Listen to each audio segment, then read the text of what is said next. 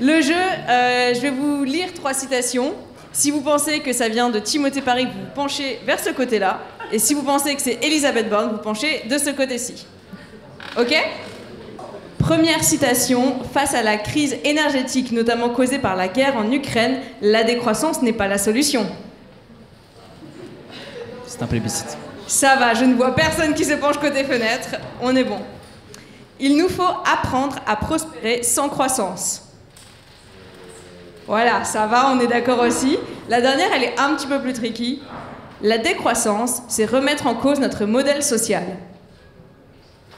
Ah ah. Et là, on voit que c'est mitigé. J'étais la première surprise, c'est une citation d'Elisabeth Borne. Je suis tout à fait d'accord avec elle. La décroissance, c'est remettre en cause notre modèle social. Je peux vous lire d'autres petites citations sur le sujet. Je ne crois pas à l'idéologie de la décroissance et je la combattrai. C'est très cher Bruno Le Maire. Ou l'agriculture française mérite mieux que le projet de décroissance et de bêtises du RN. J'étais aussi surprise, c'est Emmanuel Macron. Ou alors, celle-ci je l'aime bien, dans la décroissance, il y a décrue. Quand un fleuve est sorti de son lit et a inondé une plaine, tout le monde souhaite une décrue. Ce mot n'est pas nécessairement négatif. Nous pouvons dire que le fleuve de l'économie a tout envahi. Il est donc souhaitable qu'il décroisse. Et ça, c'est de la touche. Donc ce qu'on peut voir, c'est qu'il y a beaucoup de manières différentes de parler de décroissance. On va dire qu'elles ont leur efficacité propre en fonction de qui les dit et dans quelle intention. Certaines visent à construire un nouveau modèle, un nouveau paradigme, et d'autres visent à continuer le business as usual. Et ce qu'on peut se poser comme question, c'est ces manières différentes de parler de décroissance, comment aujourd'hui ça façonne la façon dont les gens, de manière générale, perçoivent le sujet de décroissance. Donc moi je m'appelle Gabrielle, je suis enchantée, je suis là pour Alter Capitae, et je suis accompagnée aujourd'hui de Louis, Elsa et Eva. Et je vais vous laisser vous présenter. En fait, je pense que vous vous présenterez beaucoup mieux que moi je ne le ferai. Donc Louis, si tu veux te présenter, vu que tu as le micro. Bonjour à toutes et à tous. Donc Louis, moi je viens une double casquette aujourd'hui. Donc je suis à la fois organisateur de l'événement et donc dans Alter Capitae. Mais je vais m'exprimer devant vous parce que j'ai cofondé avec quelques camarades qui sont au premier rang juste ici l'Observatoire des opinions écologiques, l'OBOP. Normalement, vous n'avez pas pu passer à côté d'un petit tract que j'ai distribué absolument partout ce matin. Vous l'avez, et donc on va pouvoir en parler parce qu'on a commandé pour l'Agora un rapport sur justement le rapport des Français à la décroissance, avec pas mal de questions et de bonnes réponses. Bonjour à tous, alors je suis Elsa Gauthier, je suis journaliste et je suis rédactrice en chef d'un magazine que vous connaissez peut-être qui s'appelle Socialter. Et donc je suis là aujourd'hui invitée par Alter Capitae à cette table ronde, je vous remercie d'ailleurs, pour parler notamment de ce hors-série qu'on vient de sortir qui est consacré à la question de la décroissance, où on déplie un petit peu, c'est copieux, c'est sur 180 pages, à la fois les limites de la croissance, la diversité, la pluralité des pensées qui nourrissent cette perspective et enfin les chantiers, les traductions politiques concrètes que pourrait prendre la décroissance, sa mise en œuvre réelle. Donc voilà, je vous invite à aller feuilleter si ça vous intéresse. Il est disponible à la librairie tenue par Utopia en bas au rez-de-chaussée. Et puis alors... Je vais y revenir ensuite, mais on l'a conçu, ce hors-série, en partenariat avec Timothée Paris, justement, donc on y reviendra. Bonjour à toutes et tous, et merci aussi beaucoup pour l'invitation.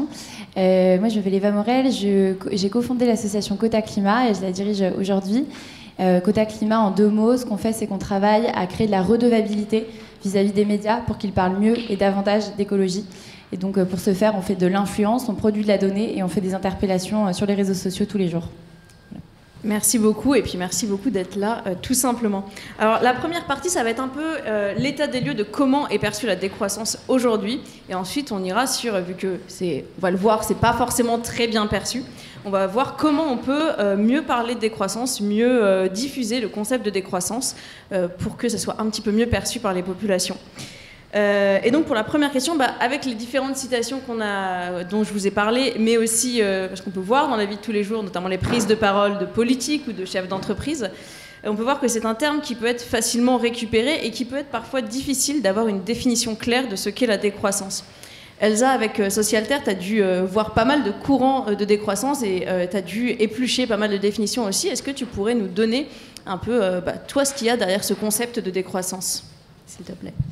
Ouais, alors, peut-être pour commencer, et pour ceux qui ne connaissent pas notre travail, je vais essayer juste en 2 mots de rappeler quelle est l'approche qu'on a à Socialterre plus généralement. Donc on traite d'enjeux qui se situent à la croisée des enjeux écologiques et des problématiques sociales. C'est l'angle qu'on essaye d'avoir sur à peu près tous les sujets qu'on traite. Donc on se met à distance d'une écologie qui serait morale, qui serait dépolitisante, et on essaye de défendre une écologie qui est ancrée dans le social, qui est consciente des inégalités, qui est consciente des rapports de force. Donc voilà la perspective qu'on a. Et notre ambition, c'est de pousser dans le débat public des idées, des alternatives qui ouvrent des horizons pour sortir du sentiment d'impuissance qu'on peut avoir individuellement ou collectivement. Donc voilà le projet de Socialterre. Et comment on arrive à la décroissance ? Tout simplement, pour nous, la décroissance, c'est dans le débat stratégique sur qu'est-ce qu'on peut faire face aux enjeux écologiques dramatiques, à la fois sur le climat, sur la biodiversité, tous les dépassements de limites planétaires qu'a rappelé Gabriel tout à l'heure. Quelle est la stratégie la plus conséquente ? Et à notre sens, c'est celle qui est ouverte par la perspective de la décroissance. Alors, si on est très schématique, il y a, on va dire, 3 stratégies possibles face à la crise écologique. Celle du déni, donc là on est sur Trump, drill, baby drill, le business as usual.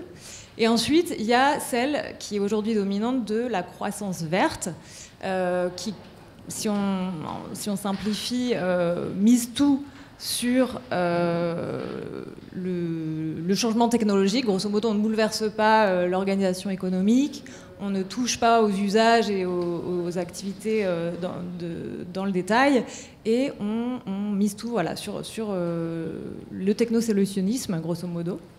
Cette approche, elle a vraiment des gros angles morts qu'on détaille dans le hors-série. Il y a un long papier d'un chercheur qui s'appelle François Briens qui revient dans le détail sur toutes les apories en fait, de cette approche par la croissance verte. Et donc, on s'est intéressé à la 3e possibilité, la perspective de la décroissance. Alors, peut-être, avant d'en donner une définition précise, et je ne perds pas de vue ta question, je pense que l'important, c'est de rappeler que la décroissance, c'est un champ qui est pluriel, qui est nourri par plusieurs traditions de pensée et qui aujourd'hui a une vitalité vraiment très intéressante, passionnante intellectuellement. Il y a des apports qui viennent maintenant du marxisme, donc avec tout le courant éco-marxiste, éco-socialiste. Il y a les apports qui viennent de l'écoféminisme. Et puis, il y a toute cette génération de chercheurs dont Timothée Paric fait partie, qui renouvelle, qui donne une nouvelle légitimité universitaire à cette approche. Et donc, je vais reprendre sa définition que vous retrouvez dans le papier d'introduction qu'il signe dans le hors-série. Alors, je l'ai noté ici. Donc, pour lui, la décroissance comme stratégie, donc, c'est une réduction de la production et de la consommation pour alléger l'empreinte écologique, planifiée démocratiquement, dans un esprit de justice sociale et dans le souci du bien-être. Alors je pense que les 3 précisions qu'il ajoute me semblent extrêmement importantes. Et pour en souligner en particulier une, la décroissance, et c'est peut-être ça qui, moi, me semble le plus important à retenir, c'est une perspective égalitariste, c'est-à-dire que les gisements de décroissance qui existent, ils se trouvent dans les pays riches, et ils se trouvent notamment dans les usages des classes sociales les plus aisées des pays riches. Donc voilà, c'est cette perspective égalitaire qui nous a intéressés. Voilà. Merci beaucoup Elsa. Est-ce que Louis ou Eva, vous avez envie de réagir, d'ajouter quelque chose sur la définition ? Vous êtes plutôt... Oui, alors nous, en tant qu'observatoire, notre but n'est pas forcément de proposer, discuter une définition, ni en tant que militant, ni en tant que chercheur ou je ne sais quoi. En revanche, nous, c'est exactement cette définition-là qu'on a pris pour structurer un peu notre rapport, qui visait 2 choses, en fait. D'un côté, mesurer, quand on dit le terme décroissance, sans aucune définition, ce qui représente aux yeux de la population. Donc, donc ce sondage, on l'a fait auprès de 1500 personnes, un échantillon représentatif. On l'a fait avec notre partenaire Cluster 17, qui est donc un des instituts de sondage avec l'IFOP que vous connaissez, voilà. Et donc on a un échantillon représentatif de la population qui a pu répondre à nos questions.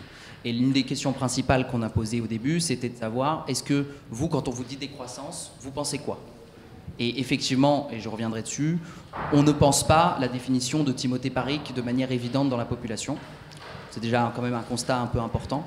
Et la deuxième chose, c'est qu'on a testé ensuite à quel point l'intérieur de la définition, donc chaque bloc, réduction de la consommation, réduction de la production, le souci du bien-être, en gros les propositions derrière qui vont avec la décroissance selon les décroissants, à quel point ces mesures, ces propositions pouvaient être soutenues.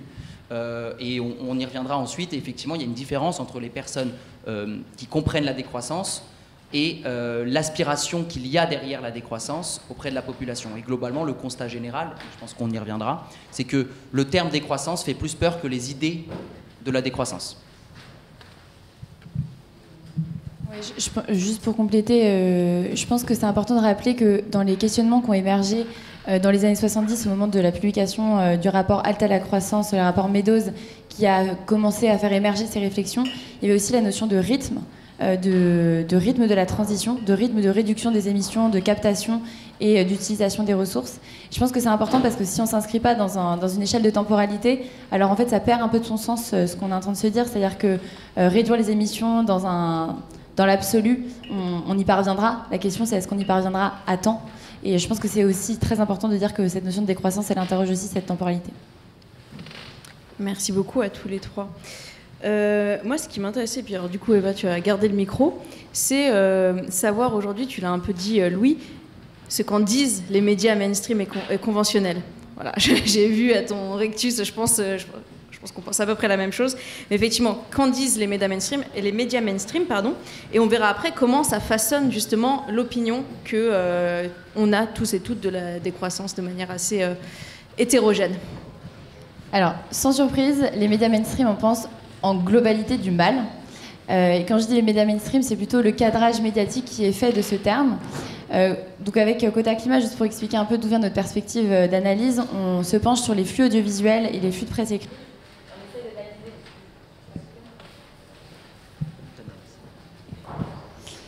Et on analyse à la fois d'un point de vue quantitatif mais aussi qualitatif la manière dont ces différents sujets sont traités. Globalement, le terme de décroissance, il est quasiment invisible de l'espace médiatique. Déjà, c'est un premier constat.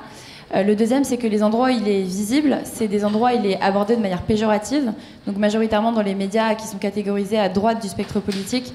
Donc pour les citer, les médias qui en parlent le plus, c'est RMC, Sud Radio et CNews en France. C8 aussi, mais bon, C8 allant bientôt disparaître, je pense que c'est pas important de s'y pencher. Et donc ensuite, une fois qu'on a dit ça, donc que la tonalité est péjorative, c'est abordé souvent comme un espèce de point Godwin des débats sur l'écologie, c'est-à-dire quand on a envie de disqualifier un intervenant qui parle de ces thématiques, souvent avec une perspective qui est plutôt d'ailleurs experte, on va lui dire qu'il relève du courant de la décroissance. Et en fait, souvent, c'est une démonstration qui s'arrête là. J'ai encore un exemple, là il y a 2 jours, il y a une émission qui était assez emblématique sur CNews où Pascal Praud a invité Géraldine Vossner, qui est la rédactrice en chef du Point, pour parler de son dernier livre qui s'appelle Les Illusionnistes, et pour qualifier les mouvements de la transition écologique qu'elle critique en profondeur dans son ouvrage. Il suffit de dire décroissant pour que tout le monde approuve sur le plateau et qu'on s'arrête là. Et je trouve que c'est quand même intéressant parce que ça interroge sur aussi la stratégie qui consiste de la part des mouvements écologistes à se revendiquer du terme de décroissanciste. Parce que si c'est si mal perçu du côté de nos opposants, alors peut-être que voilà, il y a peut-être une autre stratégie à adopter. Donc voilà, c'était un premier sujet. Et je pense qu'au-delà de ça, c'est important, comme ça a été dit, d'aller décortiquer un peu ce qu'il y a sous le terme de décroissance et si le champ lexical des termes que sous-tend la décroissance est abordé. Donc là, par exemple, on peut parler de termes comme sobriété, économie de ressources, efficacité énergétique. Et là, on voit que c'est des termes qui sont beaucoup plus déjà utilisés dans les médias. Donc l'idée n'est pas du tout de dire que les idées de la décroissance ne sont pas abordées, mais je pense qu'il y a vraiment un problème et une cristallisation de la polarisation de l'opinion autour d'un certain nombre de termes, mais donc la décroissance, c'est vraiment l'emblème de ça. Et puis d'ailleurs, dans le hors-série Socialterre, il y a un bingo des arguments anti-décroissance qui est assez drôle, mais qui est assez véridique en fait, et qu'on peut entendre sur les plateaux ou même dans la presse écrite. Oui, tout à fait. Alors, on essaie toujours à Socialterre à la fois de donner à nos lecteurs de la matière, des choses pour se nourrir intellectuellement, mais aussi de se marrer un peu, parce que c'est nécessaire d'avoir une approche qui soit pas que très sérieuse, très intello. Et donc, on a fait un bingo. Alors, un des strikes absolus, c'est bien sûr le discours de Macron au moment des mobilisations contre la 5G. Donc, où il nous parle de lampes à huile, à miche, enfin, et rupture avec l'héritage des Lumières. Donc là, c'est vraiment l'enfer absolu promis par les décroissants. Cela dit, je voulais rebondir sur ce que tu disais sur la cristallisation autour de ce mot. Effectivement, il est très souvent utilisé comme épouvantail, comme repoussoir, même pour critiquer des propositions qui sont en fait étrangères même à la décroissance. C'est-à-dire qu'il est accolé à toute proposition venant de l'écologie radicale ou moins. Et je partage en tout cas ton interrogation, c'est-à-dire que nous, on s'est intéressé au champ de la décroissance d'un point de vue intellectuel, du point de vue des pratiques, du point de vue de ce qui est proposé. Après, je dis pas que la décroissance doit être un slogan politique, et je dis pas que ce mot doit être celui qui figure sur les banderoles, sur les programmes, nous, c'est vraiment pas notre point de vue. On réfléchit à ce qui est ouvert par les penseurs de la décroissance, mais on fait pas du marketing politique. Et effectivement, si ce mot est repoussoir, il faut s'interroger sur son usage.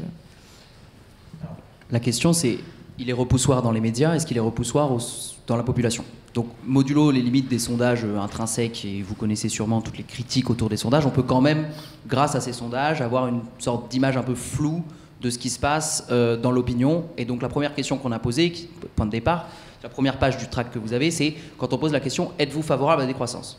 Question extrêmement vaste, aucune définition mise à ce moment-là. Donc la question, c'est combien de Français, malgré un matraquage médiatique anti-décroissant qui devient une sorte d'anathème envoyé à toute personne écolo au sens large, et d'ailleurs assez rarement décroissant, mais qui se prend le petit missile décroissant, combien de personnes sont favorables à la décroissance? Et on a vu, nous, que donc on avait 3 Français sur 10 qui étaient favorables à la décroissance. Alors, est-ce que c'est beaucoup par rapport au matraquage, pas beaucoup par rapport à ce qu'il faudrait? Chacun y va de son analyse, mais en même temps, on voit qu'un tiers des Français sont plutôt favorables. De l'autre côté, on a 4 sur 10 qui sont plutôt contre, ce qui fait qu'on est plutôt position équilibrée, et au milieu, et c'est ça qui est important aussi à noter, alors je me suis trompé, pardon, c'est 3 favorables, 3 défavorables, et 4 du coup du côté des hésitants. Hésitants, nous, comment on l'a mesuré, c'est qu'on avait mis une échelle entre 0 et 5 pour répondre, et donc c'est ceux qui avaient répondu 2 et 3. Donc qui étaient ni vers le 0 et 1, là on sait qu'ils ne vont pas être fans, et 4 et 5, on sait qu'ils sont contents. Et donc on a 40% des Français qui se positionnent au milieu, donc ni en détestation, ni en adoration, ce qui questionne aussi par rapport à la définition et le cadrage autour du concept de décroissance qui avait été conçu selon l'idée c'est un mot qui va faire parler, c'est un mot obus, c'est un mot qui déclenche des discussions un peu irritantes où tout le monde a un avis, etc. Il y a 4 Français sur 10 qui n'ont pas d'avis, pour l'instant.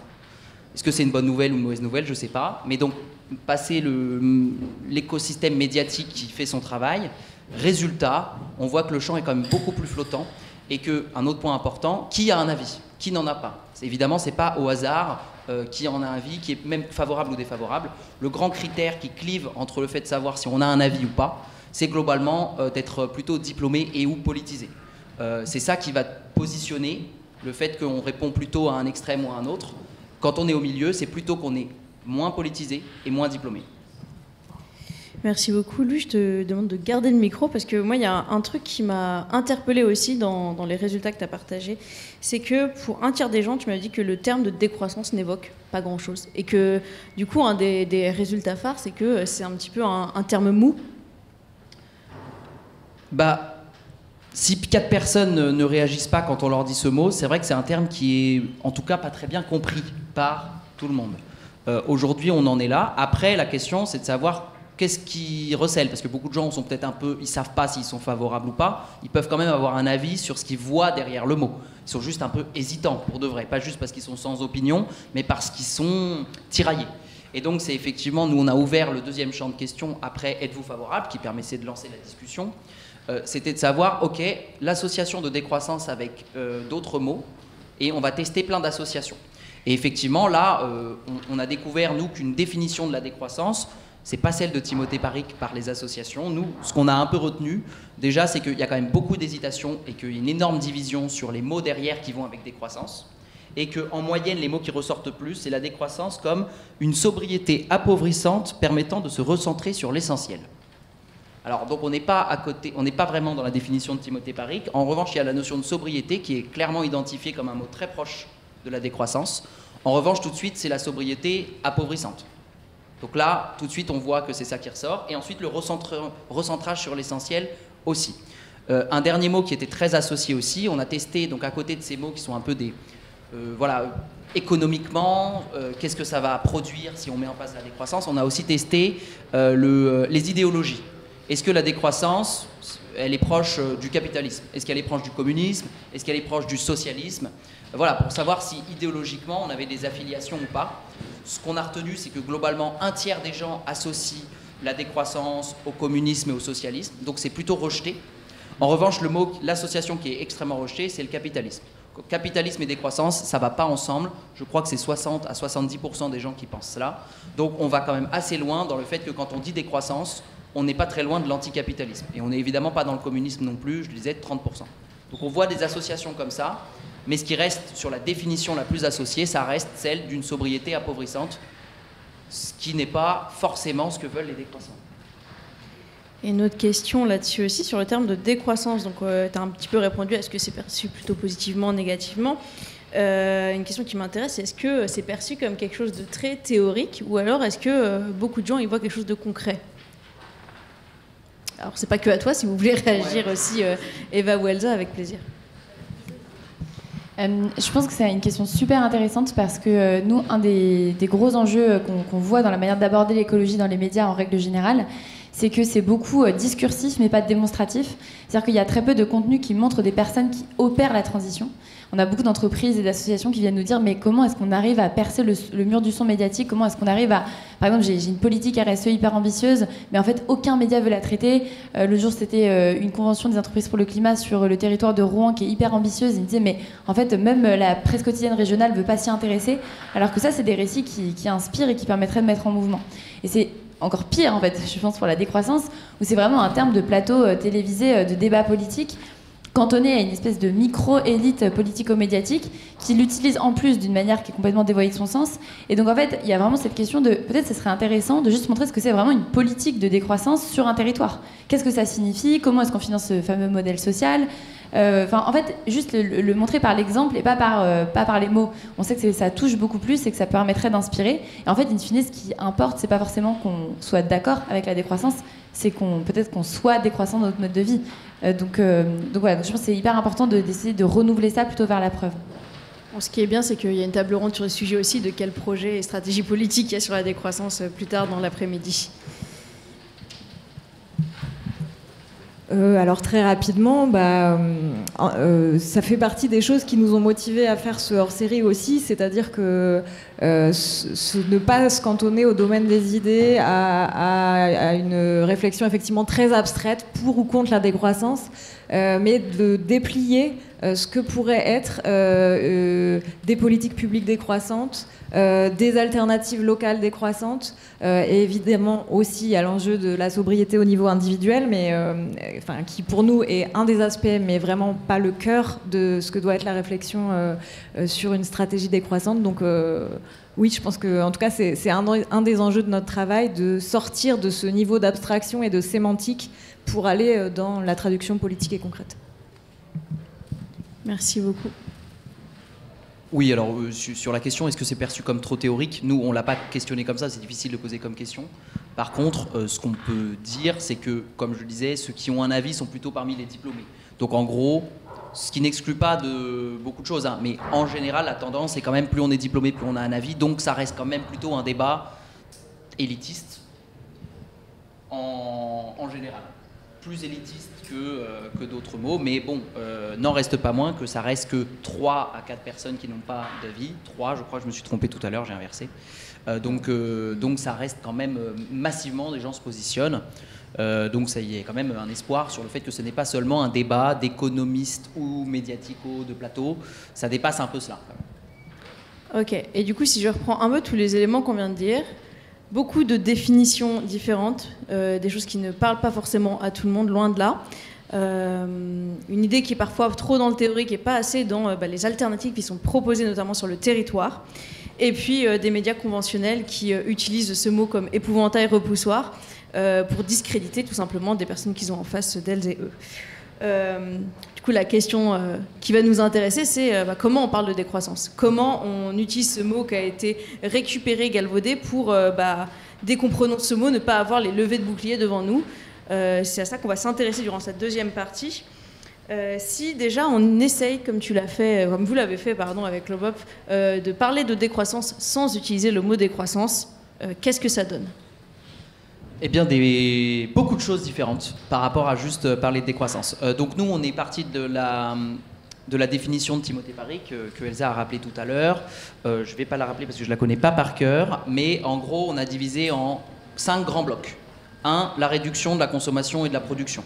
C'est l'objectif. 2, la planification démocratique, en gros la réappropriation démocratique des choix de production. 3, j'essaye de ne pas en oublier, la justice sociale.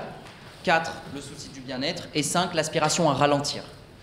Dans tout ça, nous, ce qu'on a constaté, c'est que globalement, en général, ces propositions sont plus soutenues que le terme décroissance, je disais 30%, et globalement plutôt bien soutenues.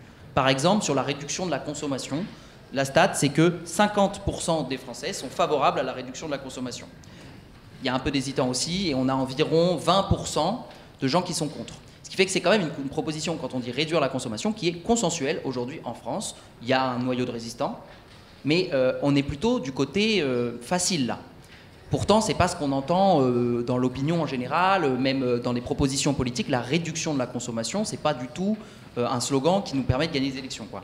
Donc ça, c'est quand même important. Par contre, dans la foulée sur cette première partie, sur la réduction de la consommation, dans la définition, il y a aussi la réduction de la production. Effectivement, il y a un paradoxe, on réduit la consommation sans réduire la production, c'est un peu étrange. Alors, réduire la production, ça, c'est moins consensuel. Ce qui pose sûrement la question de que le lien n'est pas complètement fait et qu'il y a sûrement une déconsommation, en tout cas une réduction de la consommation, qui est plutôt d'ordre lifestyle, en gros, qui ne va pas avec un grand choix économique. C'est je consomme moins, je suis un peu plus accordé avec mes valeurs et la nature, mais je n'en fais pas un modèle de société, c'est pour moi-même. Donc quand il s'agit de réduire la production au niveau de la société, là, ça va moins sérieusement et on tombe à 30% de soutien. Ce qui n'est pas si mal pour réduire la production, parce que c'est aussi une proposition finalement assez radicale. Il faut réduire la production en France. On ne l'entend pas souvent, celle-là. Donc quand même, c'est important. Et je ne vais pas faire un gros tunnel, mais je vais juste ouvrir la discussion sur effectivement une proposition très radicale comme découper les grosses entreprises pour en faire des coopératives gérées par les salariés. Je répète, découper les grandes entreprises pour en faire des coopératives. C'est une proposition quand même extrêmement radicale de réappropriation à l'échelle locale du pouvoir économique et politique. On n'est pas loin de la révolution là. Et on a un soutien pas négligeable à cette question. Dans mon souvenir, je ne veux pas dire de bêtises, alors 25% de gens qui sont favorables, contre 42% qui s'y opposent, et 34% d'hésitants. Donc encore une fois, pour quelque chose quand même, gratiné, eh bien, il y a un pôle de soutien existant. Et donc on pourrait dérouler comme ça, et globalement, et on pourra redévelopper d'autres propositions si vous voulez, mais il y a un soutien aux idées de la décroissance assez fort en fait. Nous, c'est ce qu'on a constaté en tout cas. Alors moi, je peux pas parler de ce que les gens pensent de la décroissance, je peux parler de ce que nous on fait pour que ce terme ne soit pas repoussoir et soit accueilli dans le débat public. Alors évidemment, quand on a commencé à travailler sur ce numéro, la question tout de suite c'est, d'accord, on fait un dossier, on va titrer sur la décroissance. Comment on fait ça, comment on évite l'écueil effectivement de convoquer tout de suite une austérité, quelque chose de repoussoir. Et alors on a fait 2 choix. D'abord on l'a sous-titré. Notre hors-série s'appelle Décroissance, réinventer l'abondance. Et je pense que c'est vraiment ce que font de manière un peu diverse les penseurs et penseuses de la décroissance, c'est-à-dire non pas proposer du sang et des larmes et simplement notre monde, notre société en plus petit et en moins bien, mais proposer sur certains aspects une réduction drastique, voire la disparition de certaines activités, de certains usages, mais aussi davantage, par exemple, de temps libre, davantage de convivialité, un autre rapport à la nature et des écosystèmes restaurés. Donc il y a aussi un horizon positif et comment dire, qui peut être une source d'espoir et d'adhésion qu'on a essayé de mettre en avant et qu'on a essayé aussi d'incarner dans la couverture du mag. Alors tout de suite, ce qu'on voulait pas, c'est un escargot, des trucs un peu clichés associés à la décroissance, une courbe vers le bas. D'ailleurs, l'illustrateur au début nous avait fait un truc avec une courbe vers le bas, donc on était là, non, pas du tout. Et donc on a travaillé là-dessus pour essayer de vous ferez votre avis, mais incarner l'idée d'un projet collectif qui se construit enthousiasmant, dans lequel on trouve de nouvelles satisfactions. Voilà. Je me permets juste, c'est intéressant parce que ce que tu avais dit, Louis, c'est qu'un des mots les plus associés au concept de décroissance, c'est justement l'appauvrissement. Oui. Et que pour beaucoup, il y a encore cette idée de... plutôt que ralentir dans le sens positif, ça va être plutôt la contraction, la récession que les gens ont en tête. D'ailleurs, on n'a pas parlé de ce terme de récession. C'est vrai que souvent, c'est confondu la décroissance et la récession. Alors peut-être avant de revenir sur cette idée de récession, sur l'appauvrissement. Alors la décroissance ne propose évidemment pas notre appauvrissement collectif, mais je pense qu'on ne peut pas balayer en fait cette critique et cet enjeu. Je pense qu'il est clé, il est crucial. Si on sort de l'abstraction, décroître, ça voudrait dire faire décroître certaines activités, par exemple précisément en France, ça veut dire les raffineries, le secteur automobile, le secteur aéronautique. Donc ces industries aujourd'hui emploient des centaines, des milliers de personnes. Donc évidemment, si vous êtes salarié d'une de ces entreprises, on vous dit on va arrêter l'aviation, d'accord. Donc je pense que l'endroit où nous on se situe vraiment dans la réflexion, c'est on ne s'arrête pas là. Qu'est-ce qu'on propose pour fédérer autour de ce projet et comment dire, lever les inquiétudes légitimes qui peuvent s'exprimer à l'égard de ce projet. Et alors parmi les propositions, je vous en cite une, mais il y en a d'autres. Il y a la question de la garantie de l'emploi. Donc c'est une proposition à laquelle réfléchissent des économistes décroissants, qui est parfois expérimentée déjà dans certains territoires en France. Et il y a une autre proposition, pareil, qui est expérimentée, qui est poussée notamment par, en tout cas auquel s'associe le penseur Alexandre Monin, qui est l'idée d'une sécurité sociale de la redirection écologique, qui permettrait notamment aux personnes qui travaillent aujourd'hui dans une raffinerie et qui souhaiteraient changer de secteur et donc se former, changer d'emploi. Des aides, un accompagnement pour ne pas simplement s'arrêter à la déclaration brute. On va arrêter ces secteurs-là et s'en satisfaire. Et je pense que c'est très important pour le camp de l'écologie d'avoir des propositions concrètes, crédibles à proposer au monde du travail et aux syndicats, etc. Ça tombe bien, c'est aussi encore des sujets qui vont être abordés dans les conférences de l'après-midi. Eva, tu voulais rebondir ? Oui, 2 choses. Je pense qu'il faut faire attention quand on parle de production et de décroissance parce que, en réalité, aujourd'hui, on ne produit plus trop en France. Enfin, la majorité de ce qu'on consomme, c'est produit à l'extérieur de nos frontières. Et donc, en fait, paradoxalement, la décroissance, ça pourrait aussi vouloir dire produire plus en France et moins ailleurs. Et donc, typiquement, pour l'industrie automobile, il y a un peu cette idée reçue que les industries fermeraient massivement, alors qu'en réalité, peut-être qu'il y en aurait certaines qui ouvriraient sur certains territoires. Et donc, c'est aussi une manière de donner envie par le biais de l'emploi. concernant la manière d'embarquer sur la question de la décroissance, je pense qu'il y a deux théories un peu politiques qui s'affrontent là-dessus. La première, c'est de se dire on embarque sans dire, on embarque en faisant, c'est-à-dire on ne fait pas, comme tu disais, pas de la décroissance un slogan politique, mais au contraire, juste on propose des choses qui vont dans cette direction. Et l'autre qui est de dire on informe globalement, massivement sur les enjeux, et par le biais de la raison, on embarquera parce que en comprenant, forcément, le lien logique, c'est que les gens vont agir. En fait, les études académiques sur le lien, pour revenir à la question des médias, entre information et action, elles sont un peu plus subtiles que ça. On voit que ça a un impact direct, enfin l'effet de cadrage a un impact direct sur la manière dont les gens vont se comporter. Là-dessus, on a une expérience sociologique qu'on aime bien rappeler parce qu'elle est un peu unique en son genre. C'est dans une bourgade au Royaume-Uni. Il y a une petite ville qui, pour des raisons d'opposition à un groupe de foot, a boycotté un journal local. Juste avant le Brexit, donc en fait il y a eu 10 ans de non-diffusion de ce journal local qui était pro-Brexit dans cette petite bourgade, et en fait c'est un peu un ovni parce que sinon partout ailleurs il était diffusé. En fait ils ont observé, il y a des chercheurs qui ont trouvé cette bourgade, ils se sont dit on va observer la différence de vote pour le Brexit entre les personnes qui habitent dedans et puis les personnes à l'extérieur, et en fait ils ont réalisé que les personnes n'avaient pas du tout voté la même chose que tout le reste du territoire, ce qui montre bien qu'il y a quand même un effet net entre l'information qu'on consomme dans les médias et puis ensuite la manière dont on va penser et agir. Donc ça montre que c'est pas du tout insignifiant.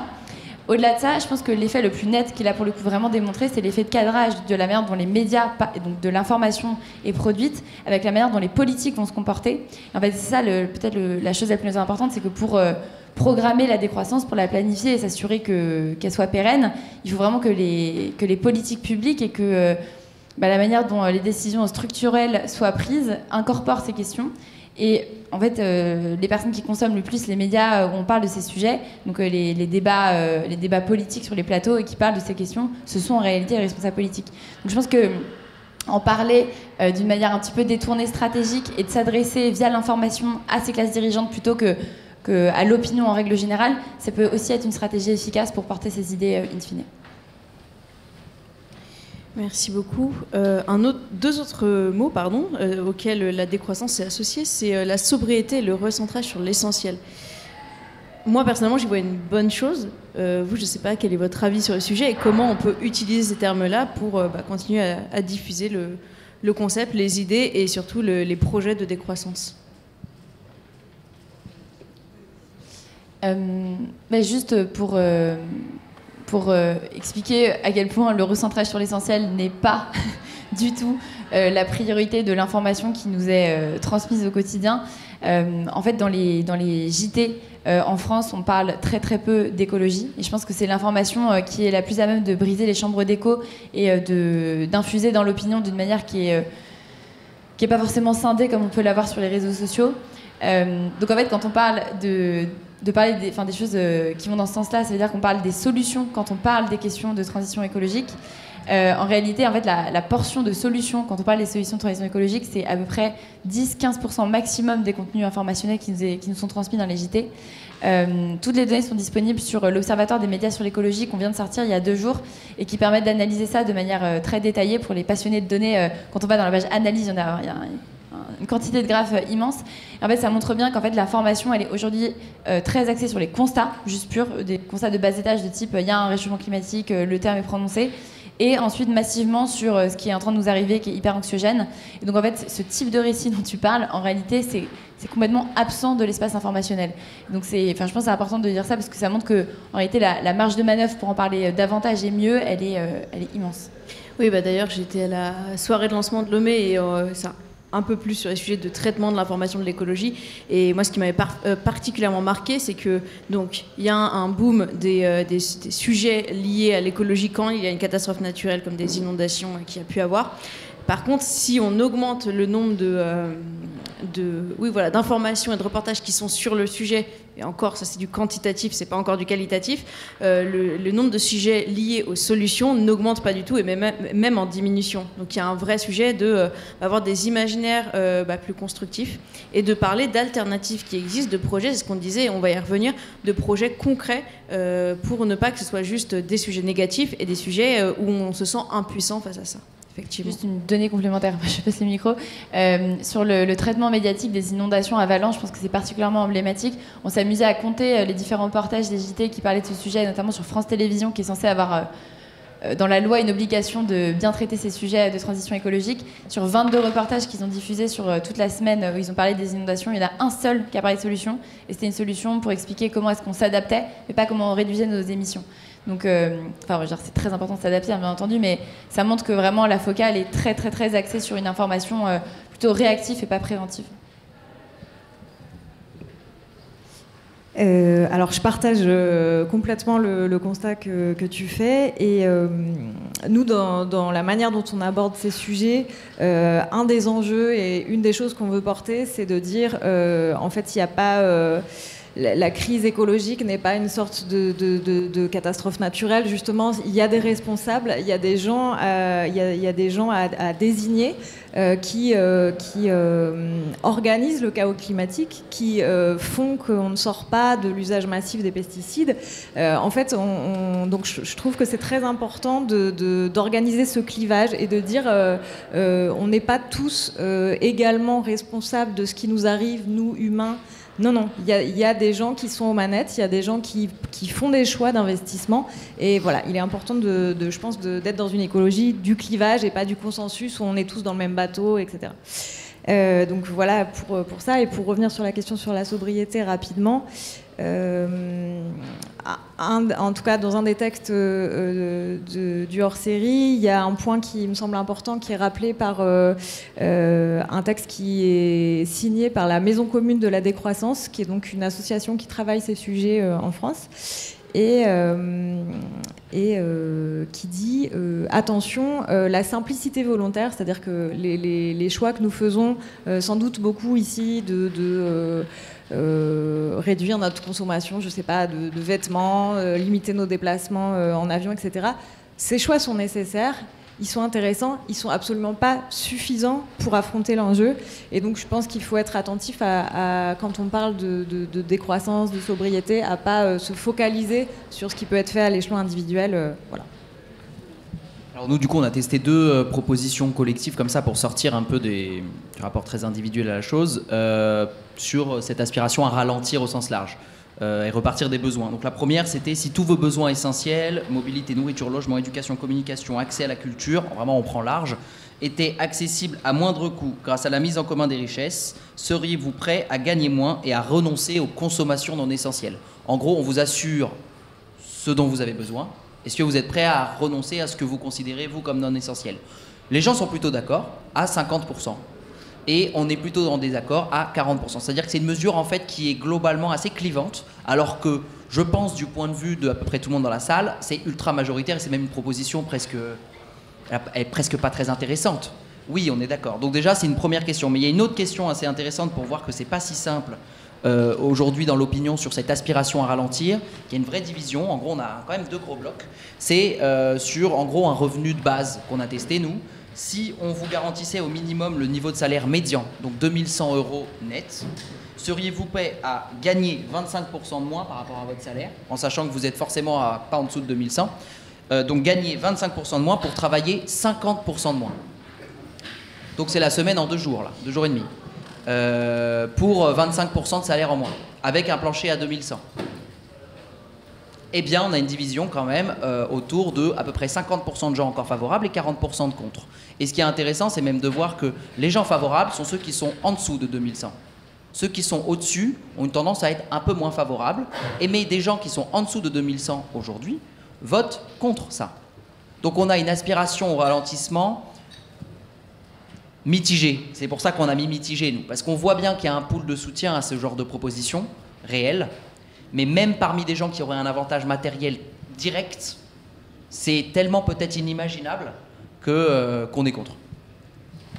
Merci beaucoup. Je vais revenir sur quelque chose que vous avez évoqué tous les deux et qui est particulièrement intéressant, c'est que aujourd'hui on comprend bien le fait que décroissance, c'est réduire notre consommation, beaucoup moins réduire la production au niveau national ou même mondial. Et du coup, si je me souviens bien, la décroissance, elle n'est pas du tout associée au mot démocratie, au concept de démocratie. Et du coup... C'est le pire mot. Voilà. C'est le mot le plus éloigné. On en a testé 15. Comme vous disiez, les idéologies, des émotions, peur, bonheur. Plus de démocratie, on l'a mis au milieu. C'est le mot le plus éloigné. C'est pas que les gens sont presque contre, c'est que personne n'a un avis, et qu'en tout cas tout le monde est sûr que globalement, quand on dit décroissance, on se dit pas ah oui, plus de démocratie. Et ça, c'est hyper intéressant. Moi, ça me gêne beaucoup, ça me fait assez peur aussi. Je pense que le traitement sur la décroissance par les médias conventionnels n'y est pas pour rien là-dessus. Le traitement par nos politiques sur le ministère des petits gestes, comme il est parfois appelé, n'y est pas pour rien non plus. Comment on peut expliquer déjà pourquoi c'est lié et comment on peut faire pour mieux le faire comprendre. Elsa, notamment dans le hors-série, il y a un entretien sur une planification décroissante démocratique, il me semble. Ouais, alors c'est sûr que c'est un chantier, je pense, clé à propos de la décroissance. Une première chose, alors effectivement, il y a ces effets de cadrage. La décroissance, c'est un autoritarisme vert. Dans le bingo, il y a un exemple d'une citation de Bill Gates qui dit qu'en gros, si on veut réguler la consommation des gens, on va aller vers un modèle de nord-coréen. Enfin, donc il y a vraiment ce matraquage autour de l'idée que la décroissance, c'est l'autoritarisme, c'est une dictature verte, etc. Néanmoins, je pense que c'est un enjeu dont il faut saisir, et pareil, où il faut gagner en crédibilité du côté du camp de l'écologie. Et on a dans le hors-série un entretien que j'ai fait avec deux chercheurs, donc Alexandre Monin et Cédric Durand, qui est un économiste, qui a coécrit un livre qui est très intéressant, qui s'appelle « Comment bifurquer ?» et où il creuse cette question de la planification écologique. Et donc il l'aborde par différents endroits. Donc eux, ils proposent une planification qui se ferait à plusieurs échelons, donc locaux, régionaux, nationaux, qui mixerait les méthodes démocratiques, donc avec de la démocratie directe, avec des assemblées type convention citoyenne, avec des assemblées sectorielles. Il parle aussi de la mise en place de commissions post-croissance qui intégreraient notamment des représentants du monde du travail, des syndicats sur des secteurs pour vraiment arriver à construire du consensus, une vision partagée sur ces enjeux. Et il parle de la validation enfin par l'Assemblée nationale d'un plan qui serait soumis donc à l'approbation de la représentation nationale tous les 5-7 ans. En tout cas, il a vraiment une vision construite sur cet enjeu de planification. Et il souligne, et je pense que c'est très intéressant, que l'enjeu d'avoir une légitimité démocratique forte quand on propose des solutions qui sont si radicales et si transformatrices, c'est clé pour enclencher des politiques ne soit pas remis en cause tous les 2 ans par une alternance politique, etc. Il faut construire du consensus, et donc ça passe par ces différentes solutions démocratiques. Donc voilà.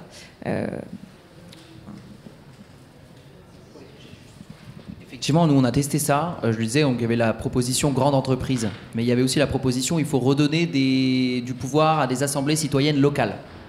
C'est général. Soutien massif. On voyait, c'est à plus de 45% contre. Bon, c'est pas massif ce que je veux dire, mais on n'a que 19% de contre, 45% pour et 35% d'hésitants. Donc globalement, on voit qu'on a un pool de gens motivés, un 30% hésitant et un noyau de 20%, un Français sur 5 quand même, mais seulement un Français sur 5, qui est contre cette idée de redonner du pouvoir à des assemblées citoyennes locales. Ce qui est intéressant, c'est de savoir c'est qui est contre. Eh bien ça, c'est pas très compliqué. Moins on est riche et moins on est diplômé, plus on est pour cette proposition. Et plus on est riche, plus on est diplômé, plus on est contre. Voilà. Donc là, on a une proposition qui clive selon le revenu, le statut social dans la société, et qui a tendance à récupérer une partie des classes populaires qu'on éloigne souvent de l'écologie, à partir de cette dimension démocratique de décentralisation du pouvoir politique vers les échelons plus inférieurs aujourd'hui dans la société. Et ça, c'est très soutenu. Et donc, qu'est-ce qu'on avait noté d'autre qui était intéressant aussi, c'est que qui rejette beaucoup dans les électorats, c'est pas compliqué. Ceux qui sont très contre cette proposition, c'est Macron et Zemmour. Et ensuite, on a en gros un électorat mélenchoniste plutôt très favorable à cette proposition. C'est pas vraiment une surprise. Et ensuite, on a globalement un électorat Jadot et un électorat Le Pen qui sont au milieu, plutôt pour, hésitants. Donc on voit qu'on clive selon une manière assez particulière et qui casse un peu la structure politique traditionnelle à partir de ces propositions de décentralisation du pouvoir et de territorialisation du pouvoir qui vont, je trouve, assez bien avec les propositions de Cédric Durand et Razmig Kocher. Juste rapidement, le fait qu'on oppose les tenants de l'écologie et les libertés individuelles et démocratiques, c'est plus largement en fait une rengaine médiatique.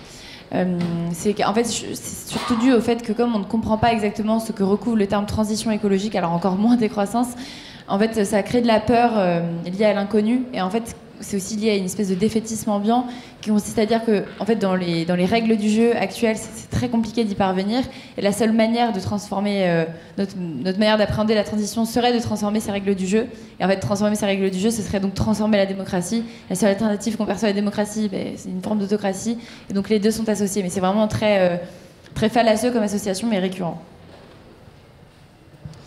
Merci beaucoup. On arrive sur la fin de cette table ronde. On va avoir un petit moment de questions, mais avant, je voulais avoir un peu le mot de la fin. Alors, j'ai pris une citation d'une personne qui ne fait pas consensus, notamment chez les décroissants, qui est M. Jean-Marc Jancovici, et qui dit « Notre société n'a donc pas d'alternative à la décroissance ». Cependant, ce qu'on a pu voir, c'est que ce n'était pas du tout l'avis de la majorité de la population.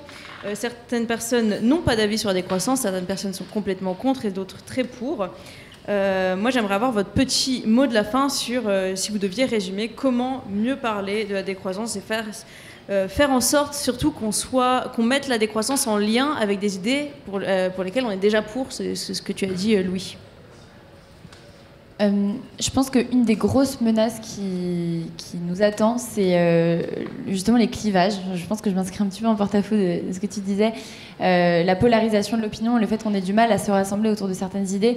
Je pense qu'on a vu ce que ça pouvait donner dans le paysage politique américain, et en fait certains observateurs nous disent que c'est un peu comme si on vivait en France en 2018 aux États-Unis, et que le risque, c'est que ce qui se passe là-bas nous arrive dans quelques années. Je pense qu'il faut faire attention à la manière dont on parle de ces sujets, parce qu'aujourd'hui, l'extrême droite et une partie de la droite française instrumentalisent réellement les questions de transition écologique pour construire de l'adhésion auprès de leurs soutiens électoraux. Et donc, je pense que les termes comme celui de la décroissance sont vraiment utilisés de manière très très croissante, voire exponentielle aujourd'hui dans ce type d'intervention médiatique. Donc voilà, je pense qu'il faut juste faire attention à la manière dont on porte ces messages. C'est horrible d'avoir à être vigilant dans la manière dont on porte des messages quand déjà on essaie de défendre quelque chose qui est d'ordre de l'intérêt général, mais malheureusement c'est une charge qui nous incombe. Donc voilà, je finirai là-dessus. Alors pour du coup répondre sur cette question des clivages, je pense que ce que je disais, c'est pas l'idée de faire du clivage pour faire du clivage, s'enferrer dans des postures très radicales. C'est vraiment pas mon propos. L'idée quand je disais une écologie du clivage, c'est dire des gens organisent en fait la catastrophe. Cette catastrophe n'est pas issue il y a des responsabilités, il y a des endroits qui sont des leviers. Je vais donner un exemple sur lequel on a travaillé dans un des derniers numéros. Aujourd'hui, il y a des banques, des financiers qui prêtent de l'argent, organisent le fait qu'on ouvre de nouveaux sites d'extraction fossile, aussi bien en Arctique qu'en offshore, etc. Donc c'est permis par un système, par des gens précisément, et je pense qu'il faut confronter ces gens et les désigner, bien sûr pas comme personne, mais désigner en fait les acteurs pour ouvrir la perspective d'une régulation. C'était là que je voulais en venir. Sur qu'est-ce qu'on fait pour rendre l'écologie et la décroissance audibles, alors je sais pas, il y a aussi le combat des imaginaires, je pense qu'a mentionné Gabriel tout à l'heure dans son mot d'introduction. Nous on partage en partie cette idée à Socialterre, et par exemple dans le hors-série on a aussi fait une petite bibliothèque utopique avec un peu tous les bouquins de fiction qui abordent cette question de la décroissance et qui proposent des univers fictifs décroissants, ou en tout cas sobres, et donc voilà, c'est une entrée aussi dans ce sujet. Oui, alors moi je dirais que quand même, le clivage n'est pas forcément un problème, ça dépend quel clivage en fait. Ça dépend contre qui on veut cliver. Donc je te rejoins complètement. Et pour moi, on fait de la politique en faisant du clivage, in fine.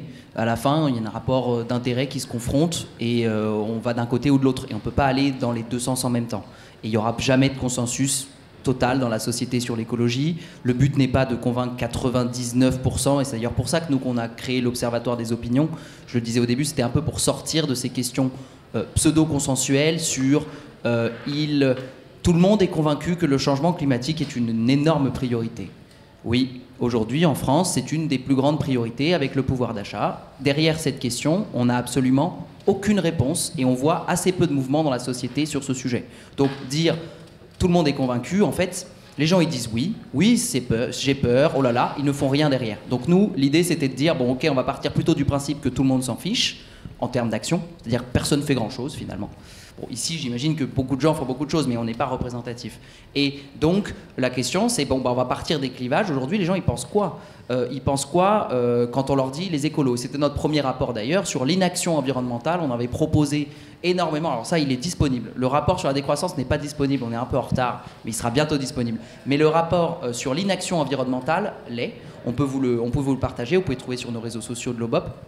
Et donc, on présentait une trentaine d'arguments qui sont un peu les classiques de pourquoi je ne suis pas écolo, parce que le problème c'est la démographie en Afrique, le problème, la technologie va nous sauver, les écolos, ils veulent nous interdire tout, etc. Et là, on n'est plus à 80% ou 90% de gens pas en désaccord. On est plutôt à des accords parfois assez massifs à ces propositions. Ce qui explique derrière pourquoi il se passe finalement pas grand-chose. Donc je pense que on ne passera pas par autre chose que faire des clivages politiquement et qu'on en vient peut-être à l'âge où l'écologie, ayant avancé dans les années et ayant se diffuser, elle en vient à faire de la vraie politique, c'est-à-dire du clivage politique, et qu'elle doit assumer de savoir avec qui elle doit cliver et contre qui, et avec qui elle doit aller convaincre pour qui aurait intérêt à changer. Et je conclurai là-dessus. Les propositions sur la démocratie et la décentralisation du pouvoir, nous, c'est celles qu'on a testées, qui étaient à la fois relativement consensuelles et très radicales. Je reviens sur le découpage des entreprises, mais nous, ça nous a vraiment marqué. C'est pas une proposition courante, hein, vraiment pas. Et pourtant, elle l'est. Et là, elle commence à avoir un noyau de soutien. Et elle clive dans la société. Elle clive qui? En gros, elle exclut une partie des élites économiques qui sont celles qui, je pense que c'est mon avis, je m'exprime à titre personnel, sont en partie responsables de tout ça. Donc, à partir de ce moment-là, si on clive contre elles, avec des propositions qui sont plutôt consensuelles, pas chez ces élites économiques, on est plutôt dans la bonne direction. Merci beaucoup. Oui, je t'en prie, Elsa. Bon, et je me permets un très rapide dernier mot pour dire, et comme le disent très souvent d'autres confrères d'autres médias, on est un média indépendant, ça veut dire qu'on ne vit que sur les abonnements et les achats en kiosque. Et donc, pour faire vivre ces idées, il faut aussi soutenir les médias qui les portent dans l'espace public. Donc voilà, n'hésitez pas à nous offrir à vos cousins, cousines, tantes, oncles climato-sceptiques. Voilà. On a une petite dizaine de minutes de questions. Alors, je vois déjà un bras levé. Je vais, moi, passer le micro ici, puis je vous laisserai répondre en fonction. La première chose que je voudrais dire, c'est que je suis heureusement surpris par le sondage. Parce que moi, j'avais plutôt l'impression qu'il y avait genre 5 à 10% des gens qui étaient favorables à la croissance, et encore peut-être certains hésitants. J'avais pas du tout le sentiment qu'il y avait autant de gens qui étaient favorables et de gens hésitants. Donc pour moi, c'est un truc positif, vraiment. Par ailleurs, j'ai invité Timothée Paric à Sciences Po, donc c'était au mois de juin. Et donc il est venu faire une conférence et j'ai été pareillement surpris de la réaction, puisqu'on a fait la conférence la plus suivie de l'année avec un amphithéâtre comble, il n'y avait plus de place, et avec des questions qui étaient assez contestataires, c'est-à-dire des gens qui étaient vraiment contre, mais qui avaient envie d'apprendre des choses, de savoir, etc. Donc il y a une vraie soif de se confronter à cette question. Et du coup, la vidéo vient juste de paraître, donc vous pouvez la voir sur YouTube. Elle s'appelle « Faut-il avoir peur de la décroissance ?» Je vous invite à aller la voir, et ça répond à pas mal de questions justement là-dessus. Troisième petit point, c'était sur la production et la consommation. En fait, moi, j'aurais répondu la même chose que les gens, pour une raison toute bête, effectivement, c'est les importations. Donc on se dit, bah non, finalement, il n'y a pas assez de production en France, et donc je ne répondrai pas, il faut réduire la production. Ce qui est assez logique, finalement. Et voilà, je crois que j'ai fait le tour. Oui, je me posais une question sur une des mesures de la décroissance, qui est de redonner le pouvoir politique à des assemblées citoyennes et locales. Je pense que c'est une très bonne solution pour proposer et organiser des planifications adaptées à l'échelle locale, effectivement. Mais une chose qui, moi, personnellement, pourrait me faire appréhender avec ce genre de proposition, ce serait peut-être une proposition qui ferait cliver encore plus les populations qui sont en ville et en campagne, dans le sens où des thématiques autres que la question environnementale pourraient revenir, comme par exemple sur des sujets sur la migration, sur le repli sur soi. Et est-ce que une chose qui me ferait appréhender avec cette mesure, c'est qu'on pourrait peut-être se retrouver avec un système comme aux États-Unis, avec un vrai clivage entre certains États qui sont radicalement opposés dans les idées. Et est-ce que justement cette proposition ne risque pas de tomber dans cette dérive de clivage et de non-communication entre des zones qui sont radicalement conçues différemment, quoi, entre ville et campagne? Je prends, mais bon, je sors de ma casquette sondeur, que je ne suis pas vraiment d'ailleurs. Je suis en désaccord avec toi, mais parce que je pense que l'alternative qui est la centralisation du pouvoir est pire. Effectivement, ça comporte forcément un risque de décentraliser le pouvoir et de le confier en dessous à tout le monde, à tout le monde qui donne son avis. Ça fait peur. D'ailleurs, on n'y est pas habitué. C'est peut-être aussi pour ça que ça fait peur. Des expériences très positives de conventions citoyennes. Bon, la fameuse convention citoyenne pour le climat est plutôt allée dans le bon sens. Donc il y a des antidotes visiblement qui sont en fait la discussion démocratique in fine, et en gros il y a un peu un postulat à faire, c'est est-ce qu'on fait confiance globalement à la fin à la population en général ou pas. Et si on ne fait pas confiance, effectivement il vaut mieux rester comme aujourd'hui, sauf que ça ne va pas non plus. Donc à la fin, moi je prends mon risque.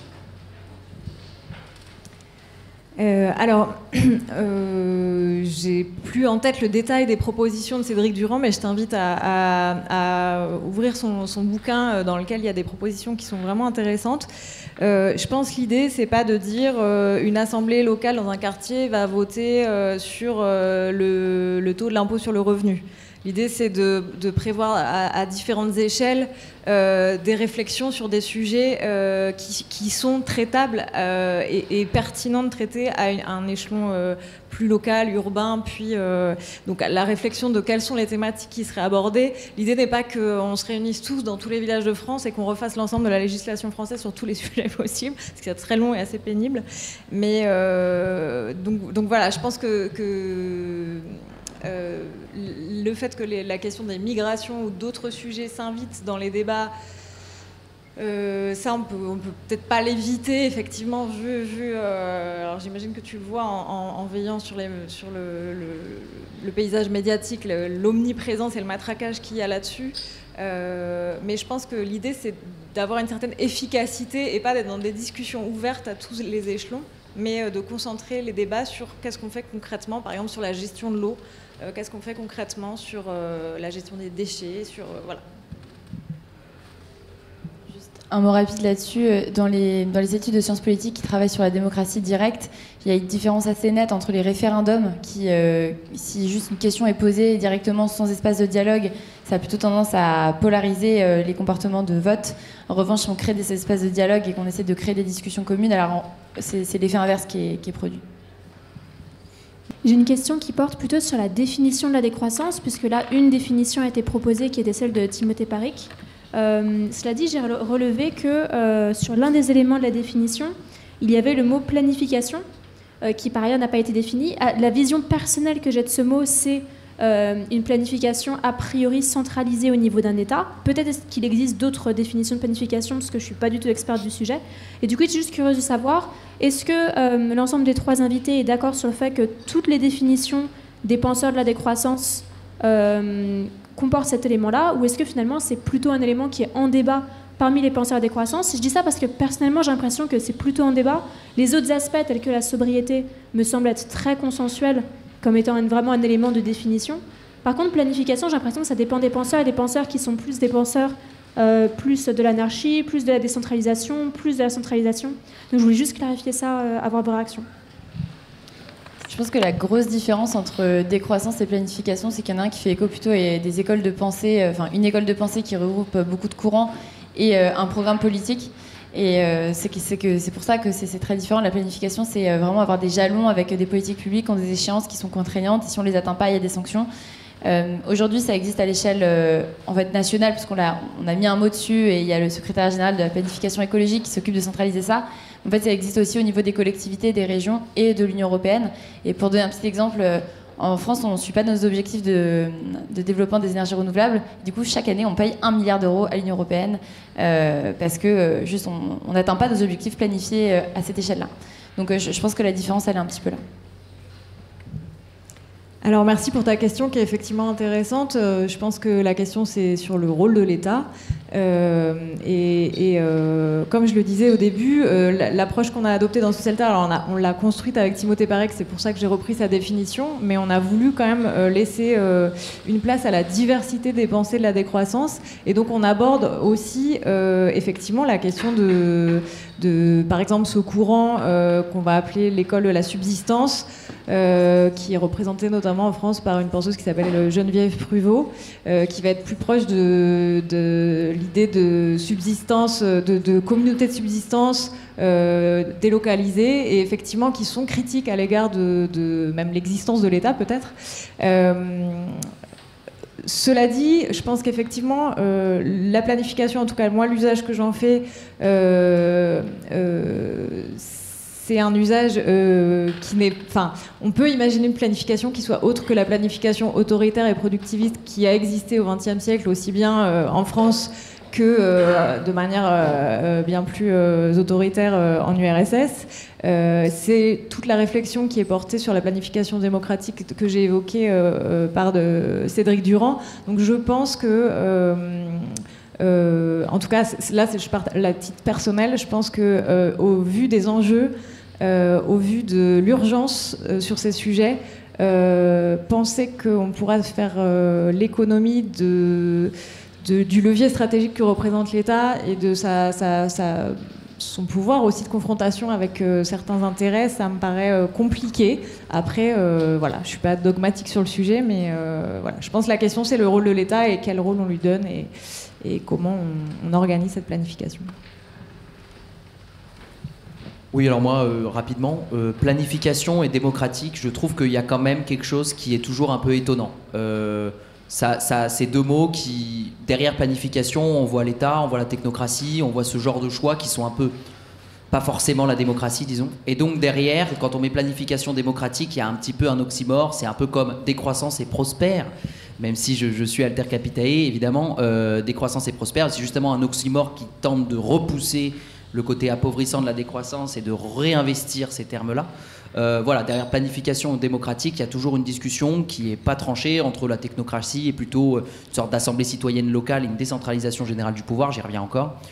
Effectivement, je pense qu'il y a à discuter et qu'il y a beaucoup de choses à aller trouver chez Cédric Durand qui a fait son papier là-dessus. Donc, et puis peut-être Antoine Peillon, que vous pouvez aller voir dans la grande scène dans environ 1 heure, qui est le secrétaire général à la planification écologique, pardon, dont on parlait tout à l'heure, qui vient parler agriculture.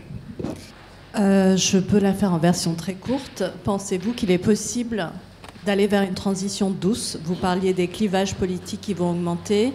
Plus je rencontre de personnes, et j'ai l'impression que ça prend vraiment d'un côté les personnes qui croient en une transition écologique intérieure et vraiment un changement de modèle. Mais ce que j'ai l'impression, c'est que ceux qui ne sont pas dans cet engagement et ce mouvement-là se crispent de plus en plus fort, et je crois qu'aujourd'hui, c'est ceux qui ont le plus de pouvoir et d'argent. Et je me pose, pensez-vous qu'il est possible d'aller vers une transition douce?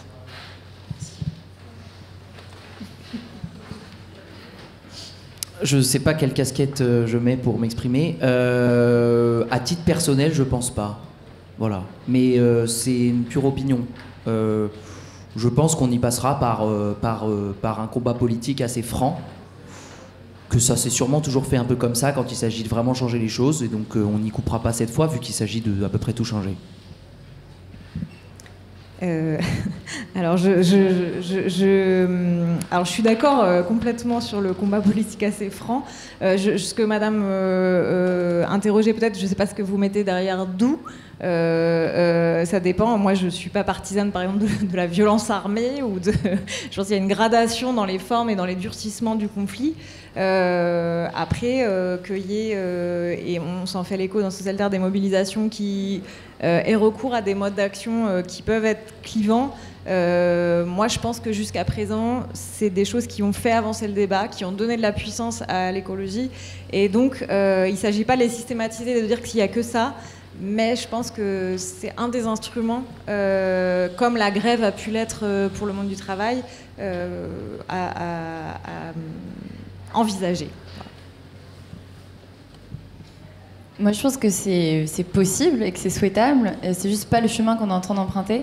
Et peut-être...